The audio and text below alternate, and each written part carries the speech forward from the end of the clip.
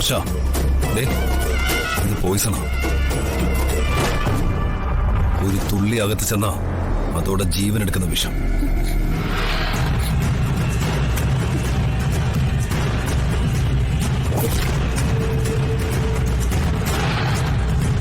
എനിക്ക് നിന്നോടൊപ്പം ജീവിച്ച് കൊതി തീർന്നിട്ടില്ല.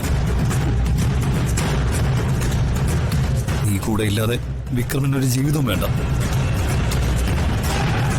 നീ എന്നെ വിട്ടു പോയാൽ ഞാൻ ഇവിടെ വെച്ച് എന്റെ ജീവിതം അവസാനിപ്പിക്കും.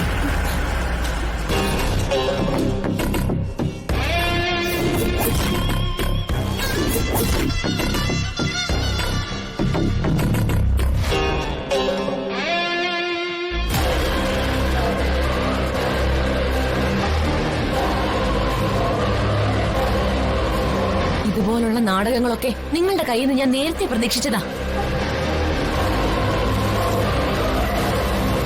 ഇത്തരം പൊറാട്ട് നാടകങ്ങളൊന്നും എന്റെ അടുത്ത് വേണ്ട.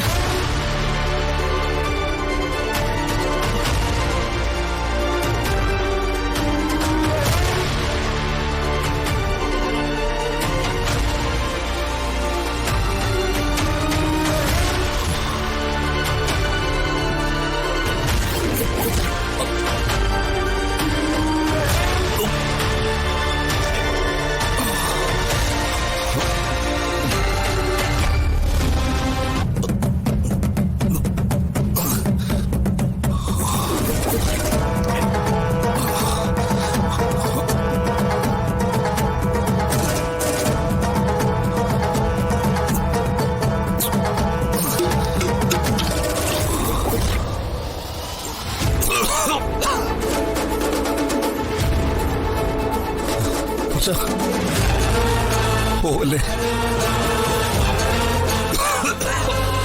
എന്റെ മരണം വരെങ്കിലും നീ കൂടെ നിൽക്കണം. ഇനി ഞാൻ നിന്നെ ശല്യപ്പെടുത്തില്ല.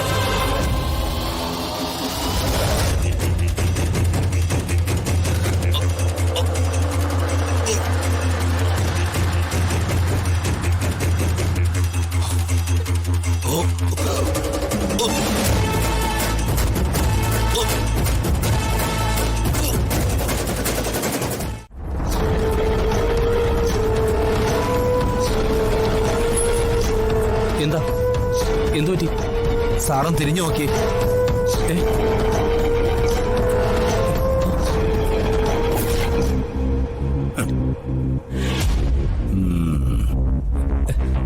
വിക്രം, അപ്പോ അഭിനയം എല്ലാവരും തകർത്ത് അഭിനയിക്കുമല്ലേ. കൂട്ടത്തില് ഞാനൊരു വേഷം ആടിയതാ. വിക്രം, ഇത് വേണ്ടായിരുന്നു. വർഷ ആകെ പേടിച്ചുപോയി. എന്താ വിക്രം ഇങ്ങനെ? ഇതറിഞ്ഞാ വർഷ വിക്രത്തെ കൂടുതൽ വെറുക്കയില്ലേ ഉള്ളൂ. എടാ ചതിയൻ ശ്യാമേ, നീ അവളോടൊപ്പം ചേർന്ന് എന്നെ ചതിക്കുമായിരുന്നല്ലേ. നിന്റെ ഉള്ളിൽ ഇപ്പോഴും വർഷയോട് പ്രേമോ? ഇനി എന്താണ് ചെയ്യേണ്ടതെന്ന് എനിക്കറിയാം. വിക്രം എന്താ ഒന്നും മിണ്ടാത്തത്? ഇനി വാക്കിലല്ല, പ്രവൃത്തിയിലാണ് കാര്യം. വണ്ടി നിർത്ത്, ഞാൻ ഇറങ്ങട്ടെ. വണ്ടി നിർത്താൻ.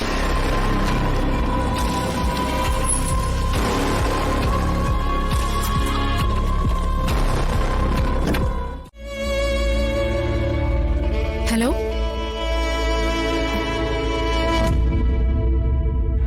മീനാക്ഷിയുടെ വീട്ടിൽ നിന്ന് അമ്മയാണല്ലോ വിളിച്ചത്. എന്തായിരിക്കും കാര്യം? സുചിത്രയെ വിളിച്ച് കിട്ടുന്നില്ലല്ലോ. ആദ്യം ബെല്ലുണ്ടായിരുന്നു, ഇപ്പം ബിസി ടോണാ കേൾക്കുന്നത്. പ്രകാശിനെ വിളിച്ച് കാര്യം പറയാം. എന്തായാലും എന്റെ വയറ്റിൽ ജനിച്ചു തന്നെയാണല്ലോ അവന്.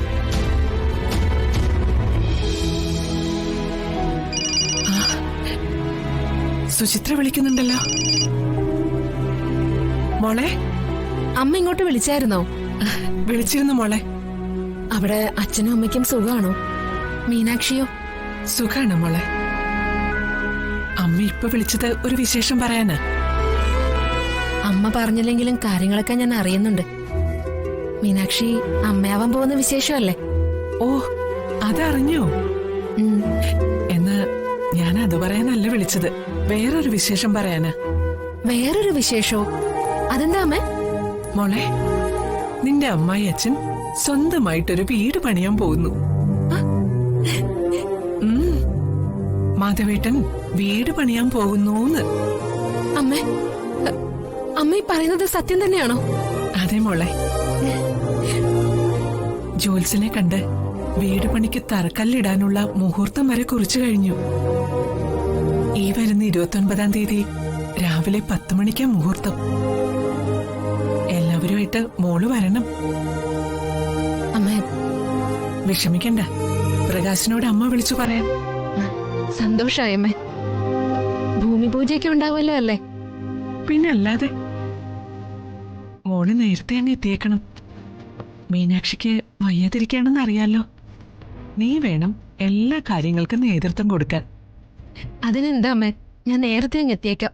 ശരി മോളെ, അമ്മ വൈകിട്ട് വിളിക്കാം. ഇനി വസന്തയെ വിളിച്ച് കാര്യം പറയണം. വൈകിപ്പോയാ അത് മതി അവൾക്ക് പരാതി പറയാൻ. ശരി അമ്മേ. ശരി മോളെ.